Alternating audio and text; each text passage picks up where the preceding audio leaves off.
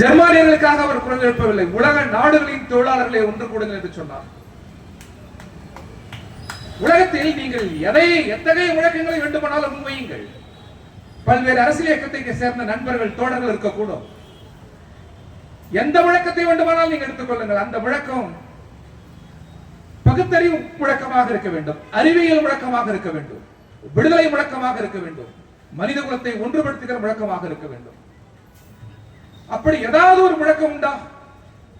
நான் பல்வேறு அரசியல் இயக்கங்களை சேர்ந்த சகோதரர்கள் நண்பர்களை பார்த்து கேட்கிறேன், ஏதாவது ஒரு முழக்கம், நீங்கள் சார்ந்த ஒரு கட்சியில் உங்கள் முழக்கம். நான் எந்த கட்சியும் குறை சொல்லவில்லை, எந்த தொழிற்சங்கத்தையும் குறை சொல்லவில்லை, நான் மதிக்கிறேன். நாட்டுக்காக உழைத்திருக்கிறவர்கள் எந்த இயக்கத்தில் இருந்தாலும் நாங்கள் கரங்குவிப்பு அவர்களை வணங்குகிறோம். ஆனால் உங்கள் இயக்கங்களில் இருக்கிற முழக்கம், அறிவியலுக்கு பொருந்துகிற முழக்கம் ஏதாவது உண்டா? பகுத்தறிவுக்கு பண்பாட்டிற்கு பொருந்துகிற முழக்கம் உண்டா? நான் கேட்கிறேன். எந்த முழக்கமாவது?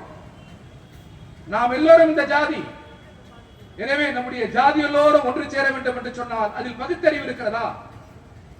அறிவியல் இருக்கிறதா? நாம் எல்லோரும் இந்த ஜாதி என்றால் நாம் ஒரு பிரிதொரு ஜாதி இல்லை என்கிற இடைவெளி இருக்கிறது. நாம் எல்லோரும் இந்துக்கள்,